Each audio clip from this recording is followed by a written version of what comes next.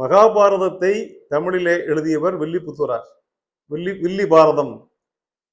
அதை எழுதுவதற்கு முன்னாலே அவருக்கும் அவரோடு பிறந்த சகோதரனுக்கும் சொத்து தகராறு இருந்ததாம். இதெல்லாம் செவிவழி கதைகள்.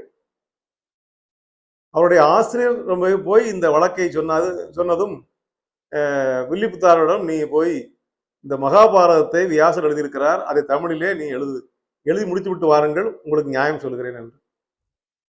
இவர் எழுதி முடித்தார். எழுதி முடித்த பிறகு ஆசிரியர் கேட்டாராம், இப்போது வழக்கை தீர்த்து வைத்து விடுவோமா, சொத்தை எல்லாம் உனக்கே வாங்கி கொடுத்து விடணுமா என்று கேட்டாராம். இல்லை குருவே, எனக்கு சொத்து எதுவும் வேண்டாம், மண்ணாசை எல்லாம் போய்விட்டது, வில்லி பாரதத்தை எழுதி முடித்தேனே, அப்போது எனக்கு மண்ணாசை மறந்து போனது என்று சொன்னாராம். ஒரு நூல் என்பது அதை படித்த பிறகு மாற்ற வேண்டும்.